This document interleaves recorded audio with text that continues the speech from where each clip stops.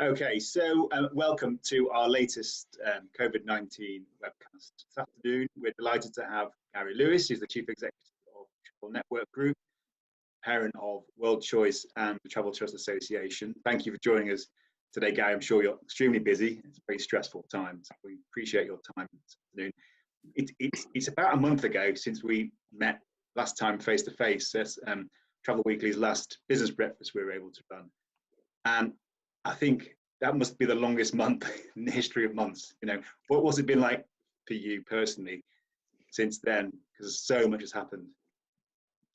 Yeah, of course. And I don't need to say anything or tell anybody what this month has been. Everybody's been there. I think a month ago, we were sat in front of Sir Digby Jones and he was doing a presentation, and we'd done a crisis meeting the week before, because the industry was debating, and this seems farcical now, they were debating whether we should market to customers about bookings arriving in April, May and June, and don't let the current crisis that was happening back 4 months ago affect future travel. And we'd had a crisis meeting with some of our members who told us very clearly that customers are not looking or talking about future travel. They are simply concerned and talking about this event that's creeping up on us. And now a month, it's washed over us like a tidal wave, and every day has been like a month and every hour has been like a week, and it's been an absolute cracker's time, not just for our own business, crisis managing our own business, but obviously planning and crisis managing for 1,000 of our members who are very different sizes, very different models, and do very different things, but they've all been tidal washed with this crisis. So that's actually interesting that you say that you were getting feedback from the sort of front line, from agents, before anyone really, I guess, expected what's happened. We were in a bit of a bubble maybe at that point, thinking, yeah, it might be short-lived, it might be, you know, geographically limited, but we'll get through it. But you're saying that the consumer sentiment, even then, sort of a month ago, was we're not interested in talking about booking holidays at the moment. We're worried about what's going on. Yeah, and we see the whole world through the eyes of our industry, and then through the eyes of our businesses. And a month ago, fear was starting to sweep through our board, our directors, our members, and the industry at large. And when fear starts to happen, people start behaving emotionally, and all sorts of things can go wrong and go right. And I think the only thing we should do is recognise that you're in fear. Listen to what is really going on from as many different perspectives as possible, and then start making behaviours and making decisions from there. And I think, fortunately, that's what we did right back 4 months ago. And, for example, we cancelled our conference almost immediately, which wasn't happening until November, because we recognised we were about to go and ask our business partners for funding for a conference in November in Jerusalem, which, even then, 4 weeks ago, we were criticised for, but now seems like the most trivial of things in the whole world. And we're focusing on keeping our members' businesses and our business alive over the next 12 months. Yeah, before we get into some of the nuts and bolts about what this crisis has raised in terms of issues, do you still think there's a degree of over-optimism that things can come back too quickly, or quickly at all this year? Are people being realistic? I mean, it's hard not to be, given what's going on. We've been stuck at home for as part of a couple of weeks now. Yeah, I feel my whole career has been set up to get ourselves through this crisis. That's 25 years. So Thomas Cook's, all the failures that we have as an industry, the ash cloud crisis, all the things that we know as an industry we've dealt with over those years. Now's the time to bring every single bit of that experience in. And one of the reasons why our industry is so successful is because we are incredibly optimistic. That's just the nature of our industry and the nature of the people in it. But dealing with a crisis, you can be incredibly optimistic, but you have to plan for the worst case scenario. So carry on with the optimism, carry on with the energy. I absolutely believe this is going to go on till October, November. I've seen some of the big corporate companies like On the Beach and TUI have talked about in their financial statements planning not to have bookings until September. Yeah, I think even that's slightly optimistic, because we simply don't know. And the one thing that we're all watching is we're all experts, we're all seeing the 24-hour news and we're hearing those stories. The reality is our industry is the first industry into this crisis, and it will be the last industry out of this crisis. And we're only going to come out as quick as the slowest country solves the problem. And I think that's what's terrifying. And I think we should be honest about that with ourselves and with our members. And we should still be obsessing about hibernating our businesses to come out the other side. And we have a chance. The government funding the furlough schemes, I know we'll talk about that later. But I think, yeah, absolutely, be optimistic. But for goodness sake, plan for the absolute worst scenario. Yeah. That is the tragedy, is that the industry is such an optimistic industry by the nature of the products that you sell and just what we do and the people in it. It's just such a fantastic industry, and at the moment it's completely different to that. So we hope it comes back as quickly as possible as well. Let's move on to some of the issues that have come up. So you mentioned how companies are reacting, and obviously refunds has been the big issue so far. There's still some questions to be answered on that, but it's raised the issue of how the industry finances itself, and trust accounts have come up as being something that people have said are absolutely vital for the future. Clearly, TTA is one of the longest running trusts, I think, in the business. It was a pioneer in its own right. You're bound to say trust accounts are the future. I'm sure you agree with that. But let's just get into some of the detail about what running a trust really means and how you see trust accounts becoming part of the future for an industry that has been, very used to running itself on forward booked cash for holidays that haven't yet been taken. Yeah. So trust accounts, I think, will be a big conversation, and maybe now isn't the time because we're all dealing with the most important conversation, which is refunds, package travel regulations, and we'll touch on that. But it'll certainly be something that will come in the next 3, 4, 5, 6 months. And if the government has funded the industry through this, specifically funding money into the airlines, even more importantly, putting the furlough process in place, money into actual people's salaries and pockets, and money into the package travel regulation amendments, if they come, and I hope they do come, then in the same way that they funded the banks in 2008 and asked them to recapitalise, they're going to look at our industry and ask us the real questions. What are we doing with customer money? And the trust account is not the easiest thing, simplest thing, but absolutely there's models out there, and the Travel Trust Association model is a fantastic model for enabling new businesses, large businesses, medium-sized businesses to trade in the industry.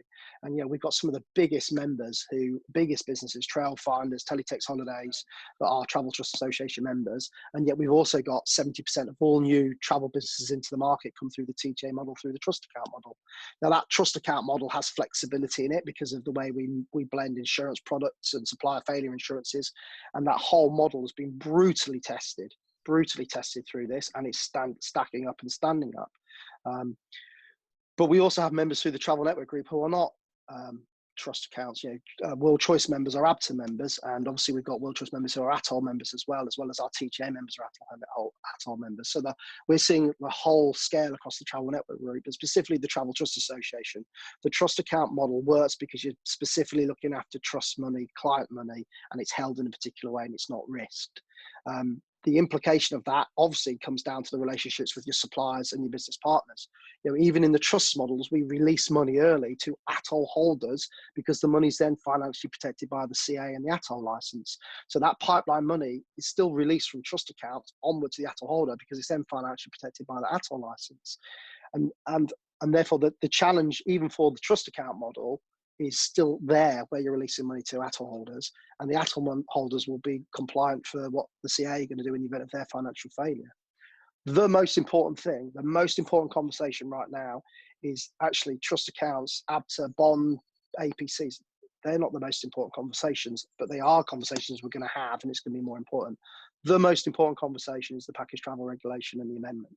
Yeah, that's it, because that's the crisis. Yeah, but let's move on to that. You come out in support of changes being suggested.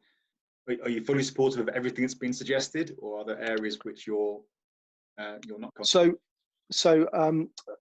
I'm absolutely supportive of it, and we have to have a clear voice and one voice, and it's really important we understand it. If you look at the people that are talking in the industry about this specific issue, this issue is so important. The reality is even all of those companies that want to refund their customers, there is not the cash there to refund. So if the cash isn't there to refund, a full tidal wave of chargebacks will simply create the insolvency of travel agents and tour operators. And we are at that moment now with the 14-day rule passing that could come down the road. So having an amendment to the PTRs to give time for the system to recalibrate that cash is essential. And then within that time frame, it is essential that the airlines and the holders of that money pass that money back down the pipeline to refinance and recapitalize to give the money back. It's as simple as that. Now, what the travel industry has done brilliantly over the last 3 weeks, with the support of ABTA and with the support of the Travel Trust Association and the Travel Network Group, is creating that conversation for customers to convince them to take an onward booking or a rebooking and a repackaging, and keeping the booking in the system. So stopping that tidal wave happening early. And we were going out to our members 3 weeks ago, giving them customer scripts, how to have the conversation, how to state to the customer they're still financially protected, they still have their rights protected. But the reality is, if we refund all of our customers at once at this moment in time, we will be insolvent. We as a travel business will be insolvent. Not me, but obviously our members. So therefore, how can I make a choice between you as a customer and another customer? Because the money isn't there. So let's protect that process. So how many government? Sorry, go on.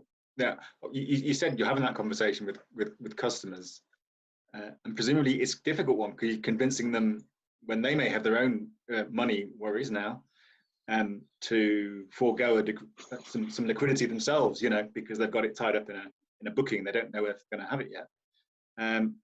Have your members been then therefore successful in convincing them this is the way forward? I mean, at the end of the day, Yeah. if they insist on a refund, they legally are able to do that. Yeah, so there's a couple of honest conversations. We have to be honest, and that's why the commentary in the trade paper, the commentary of the people that you're interviewing, we have to be honest with customers. We all want customers to have the financial protection that they have right now, but the truth is, it's simply impossible to put that money back into the customers' pockets. Thomas Cook financial failure, there's still customers waiting for Thomas Cook financial failure from the CAA to process £250,000 worth of bookings. There's far more bookings in the pipeline that would need to be funded within 14 days. So it's not possible.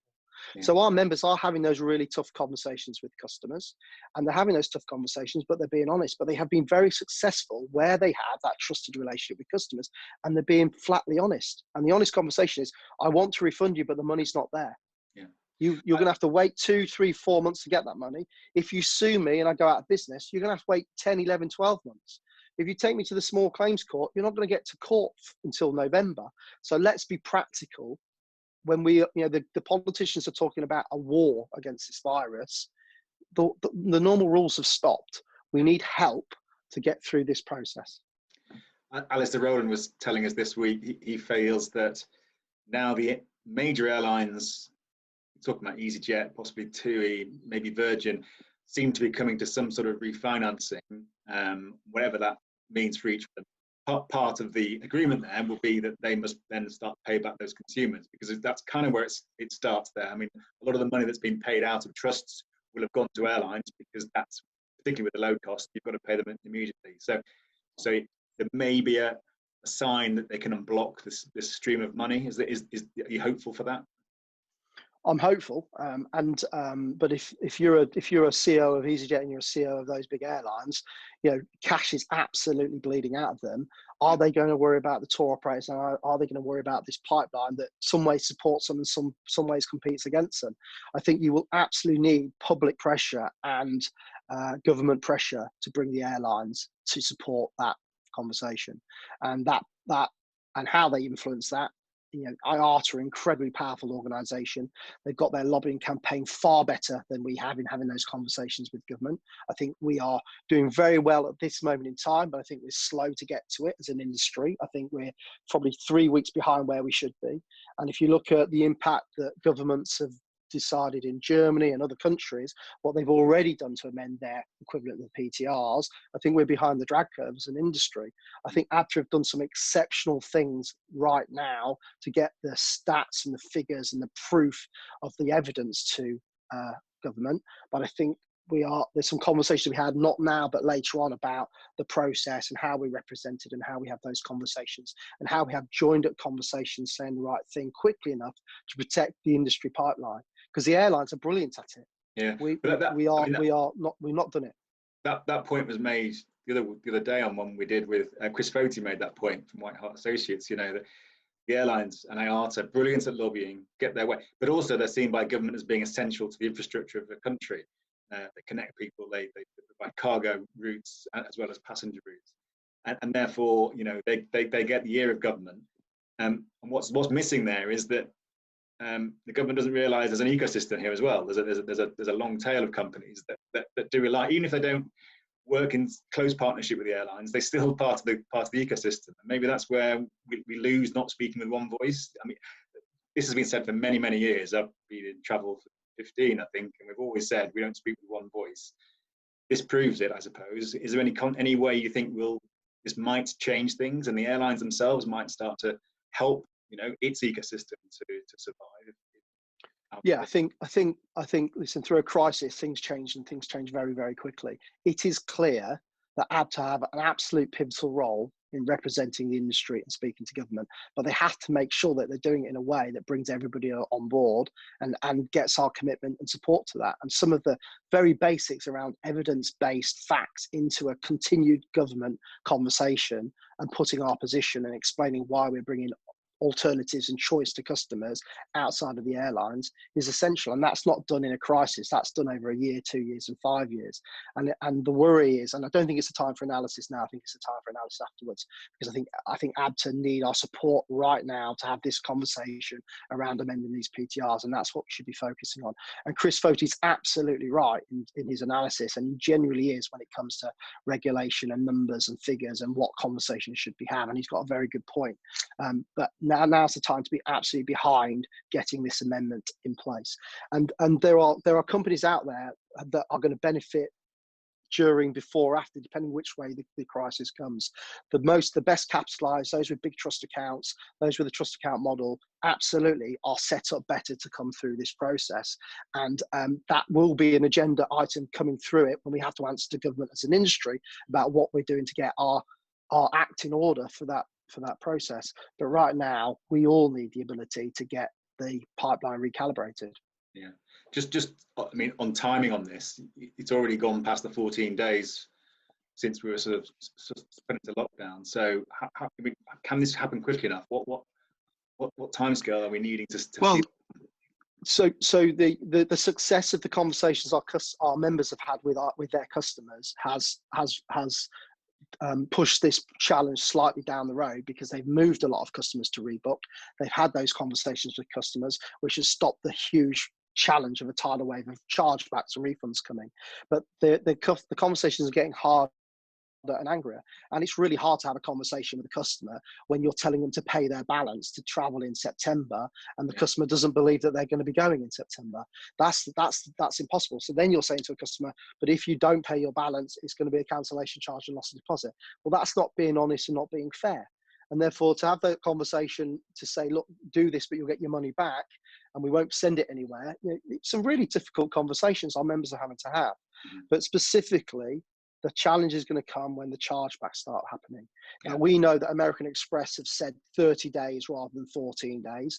We know Will Pay and PaySafe and Barclays, all the key merchant acquirers that we use, we've already had those conversations asking them to protect that process to enable our members to be able to defend the chargebacks. We've also given legal letters to our members stating where they've acted purely as a retail agent, they can defend a chargeback against that process. But clearly, where the member's the principal, it's incredibly difficult to defend a chargeback. And we're even looking at the options of this issue of insolvency. If I'm charged back on something that's force majeure outside of a control, surely I can't refund on an insolvency issue, because then nobody gets their money, but we know this money's coming. So there are some angles. We haven't seen the tidal wave hit, but obviously it's days away rather than weeks away. Yeah, I think we reported some positive news from the acquirers side of things. You know, that they are being told to not be aggressive on this, and also as a view that the credit notes, if offered in the right way, could negate the chargeback from a consumer.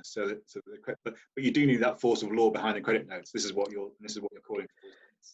Well, you do, and you also need commercial sensitivities from all the people in the chain. So having the conversations with the merchant acquirers, we've also seen MasterCard and Visa card instructions to those merchant acquirers, which reflects what you've just said. So there's big conversations happening across the huge organisations to protect this whole issue around how chargebacks work. The Section 75, how you defend a chargeback, the departure date not happening yet. And also the fact that Visa and MasterCard are saying, look, let the merchants have the conversations with their customers and come up with a sensible position rather than just jumping into a chargeback process. Because normally the chargeback process works. The chargeback happens, you defend it. If it doesn't meet the defense criteria, the cash is just taken. Well, clearly that will cause mass insolvency. Yeah, it's exactly the same example as the PTRs, built for a scenario that couldn't have envisaged what we are today, is it? But it's still there. It's the law. So. And that's why it's not honest and it's disingenuous to shout that we should not be having this conversation. So people, high up in the industry and who's saying having those conversations, where you've got people, the big members with big trust accounts, there's no agenda. They've had those trust accounts. It's a clear conversation that they should be having. But where you've got people simply jumping on saying the industry shouldn't change the PTRs, we're not saying give up the consumer rights. We're being honest with the consumers. Because imposing the PTRs in 14 days is not going to get those customers those monies. And it's very easy for certain people to shout, I can give them the money. But that's just not practical across the whole market. And it's not right and sensible to be having that conversation now. It's not being honest with the customers. Yeah. Let's move on to some of the other government support that you mentioned already, sort of furloughing, and we've obviously got loans and goodness knows what out there at the minute. Tax holidays and everything like that. What's your assessment of that package of measures that has been announced, and how it's going to, survive, help these companies survive this period? Well, the first thing it gave is everybody hope.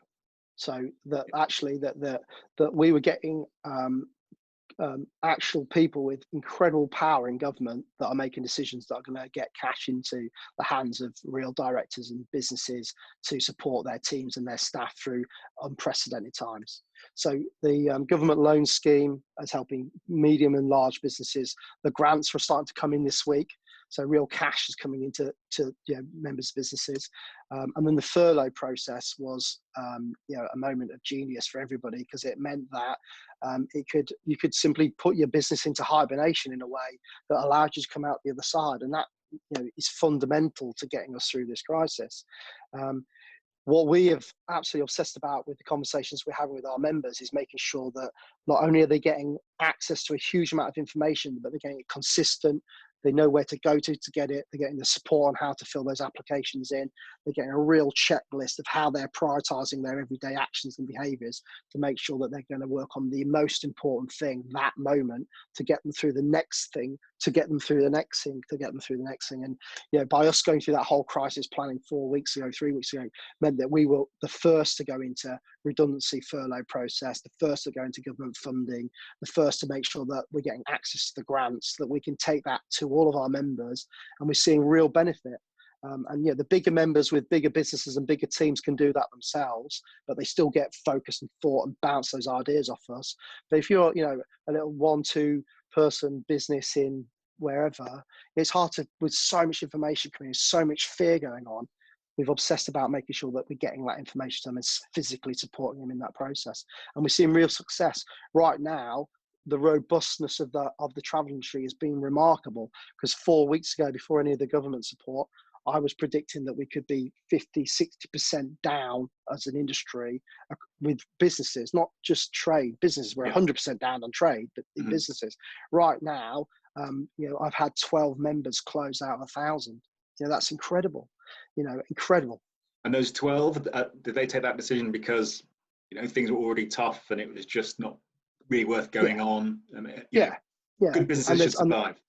Correct, because you can hibernate. So, we've got one of those businesses which has got a big event in September, which we're really supporting them to go through. So actually, we're going to take them out of administration and carry through that particular role, and they should come out the other side of it. They just jumped too early, being terrified about the implications of refunds. We put it to an administrator, and the administrator took them over through a process, not really understanding the reality. So actually, we're hoping that business will survive. Okay.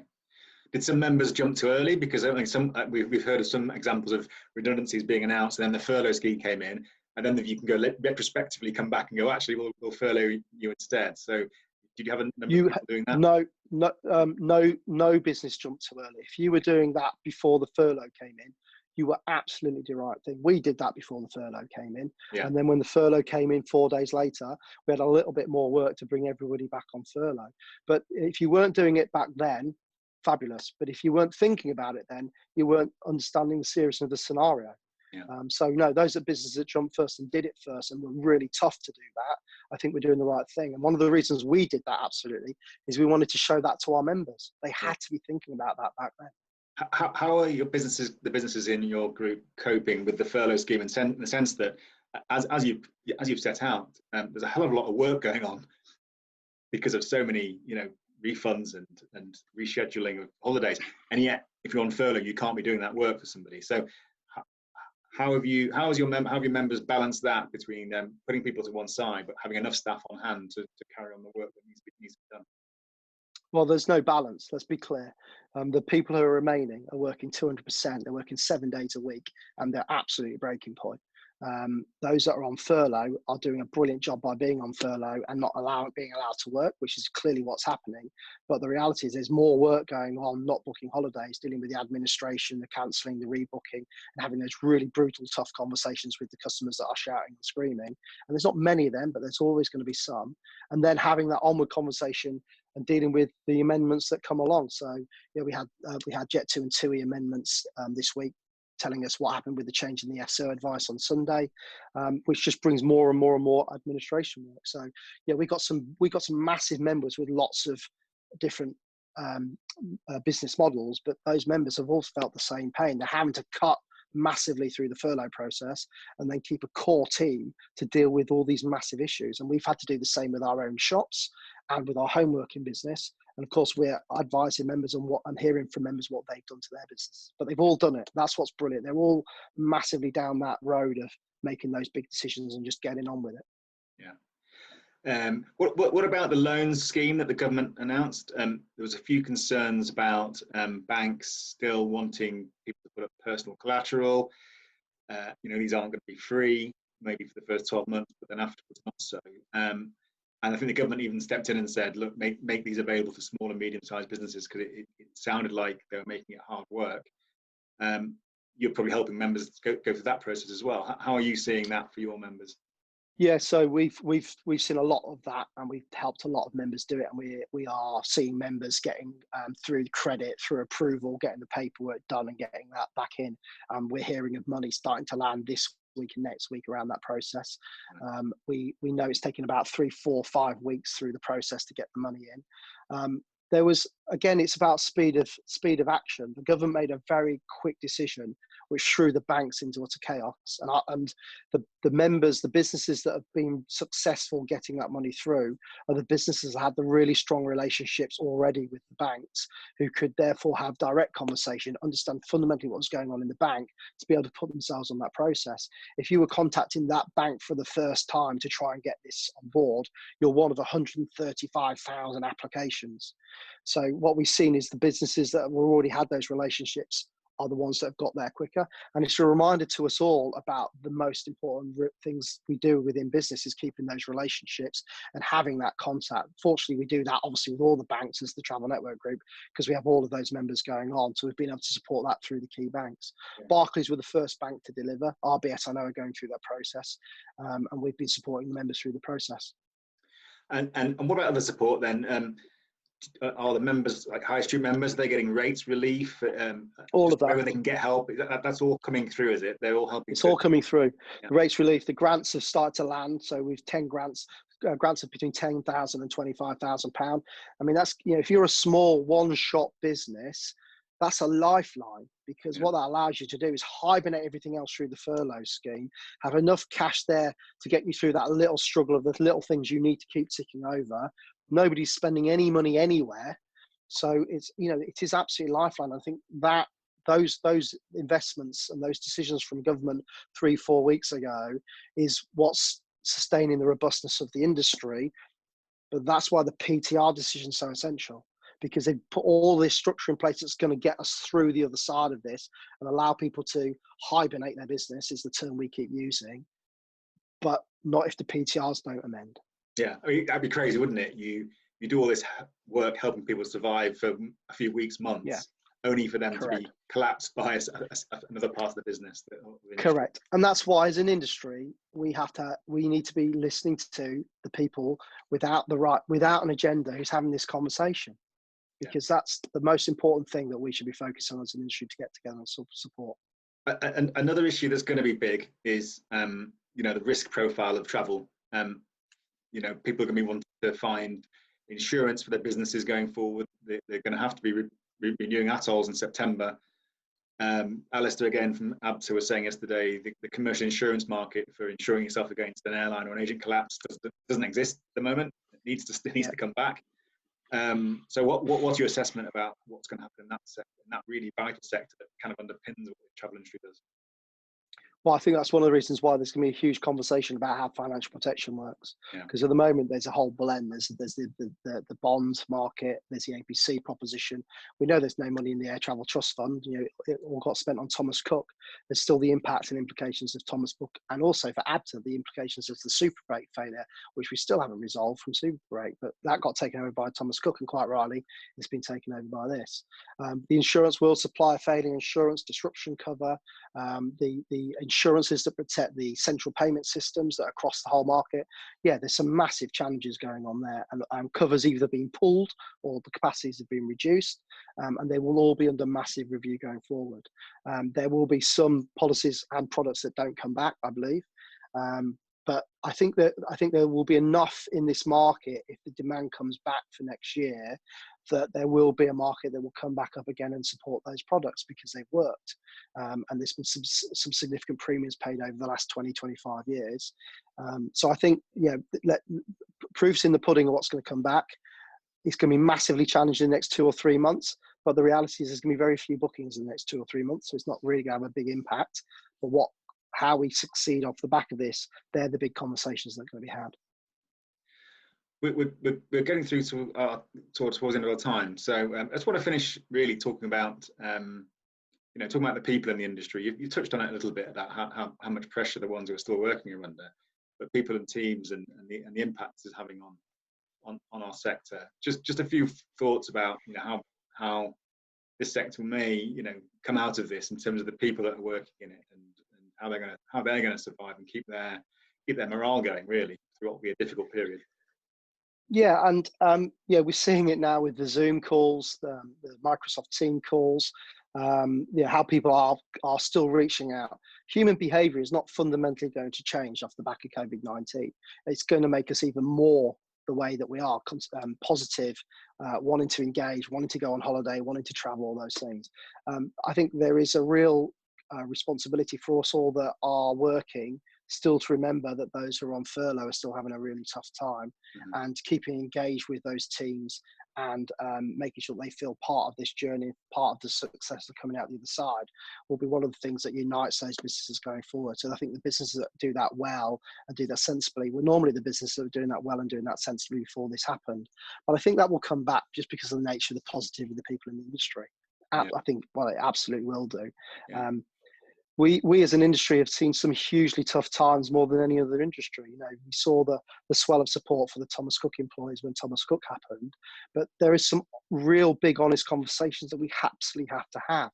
And those conversations are about the fundamental structure on how we use customers' money, how financial protection works, and how businesses are properly capitalised to ensure that they can survive tough times. Not unprecedented times like this, but tough times. And I think they will be the big conversations that we will have to answer to when government look at the massive investment they've made, not in the whole economy, but also in travel. And it's a question of keeping perspective. I mean, I've just got an alert on my screen to say that today's death toll is 1,000 in the UK. Absolutely. It's just, at the end of the day, that's what's going on, and that's what's the important thing to focus on. Despite the fact, every industry's got its massive problems, but every industry is calling for special help, and travel's one of them, isn't it? One of many. Exactly. So. Yeah, and I think what you said about Chris had said about the airlines being an infrastructural essential, luxury travel to a beautiful destination. probably isn't. So yeah, when you put it into that perspective, and when you mention 1,000 deaths, it comes back to the people. We've all got relationships, families, people with underlying health problems who we're all connected to, and even those without underlying health conditions is a terrifying thing. We have one of our employees who is currently in hospital with COVID-19. He's doing okay, but he's been on the ventilator, and we're sending him our best wishes and looking after his family. But that will start to happen more and more and more as this spreads out over the course of the next month. We'll all be impacted somehow or some way. Yeah. Let's just finish up by thinking about how this might end up panning out. You can see, but at the moment it's difficult because that death toll still keeps rising, but you can see increasingly there'll be pressure to reassess the efficacy of the lockdown and what it's actually achieving from a health perspective.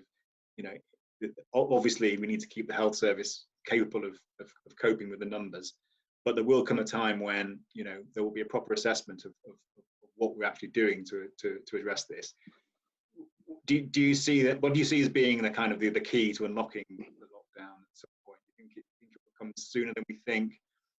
Will it be maybe a gradual and messy unlock, or how do you see things panning out? Listen, I can have a view, but I don't think it's a valid view, and that's, I don't know. It's not for me to comment. No. I think what we can see is that there's been a huge support for the government and the decisions that they've made. And also, I think there's a huge appreciation that they're making decisions based on data and fact, and that potentially could be wrong. And therefore, in hindsight, some of these decisions could be seen in hindsight as not as the right decisions.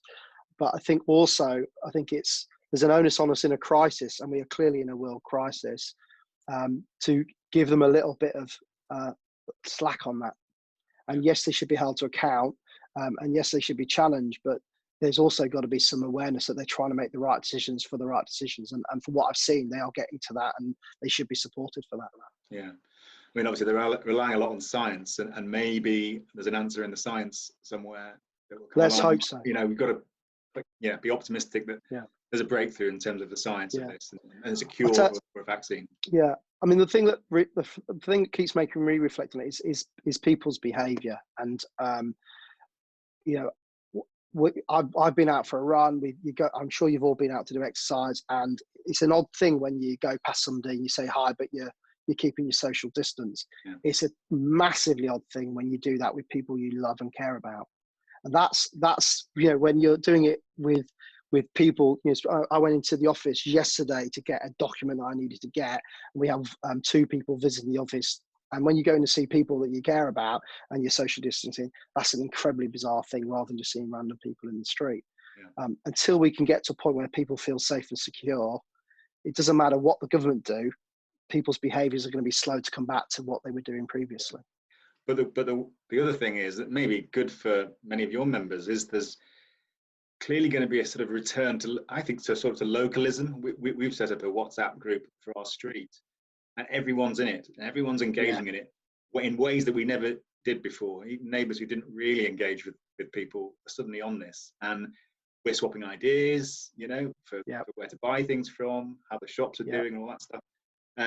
You can actually see, especially for your members who are very local themselves, this could, looking at the positives, lead to a return to that kind of word of mouth localism that's gone away with the massive internet, sort of massive brands coming in. That's so true. And one of the things we talk about all the time is we have members who are embedded in communities, and that's why they're successful. And that's why it's hard for the big boys to be able to get to those communities, because those proper relationships are happening. If anything, that's building and bonding those relationships. I think those businesses are going to have a benefit off the back of this in a we'd rather not be having it type conversation, but I understand what you're trying to say. Yeah. And many of those might be volunteering today in their communities and gaining a massive amount of credibility from doing that, which absolutely ultimately centers them in their localities. Look, Gary, it's been brilliant to talk to you. Thanks for that, and we obviously appreciate how difficult things are, so we appreciate you giving us the time today, and we obviously wish you and all your members the very best of luck over the coming months. We'll be keeping a very close eye on what's going on, and hope for the best. So Yeah, pleasure, Lee, and thank you, and you at Child Weekly and all the trade press, because I know you've got your own challenges of get those stories out and to report the right things. And I think on balance, you're doing a really good job on that. So thank you. Yeah, brilliant. Thanks very much.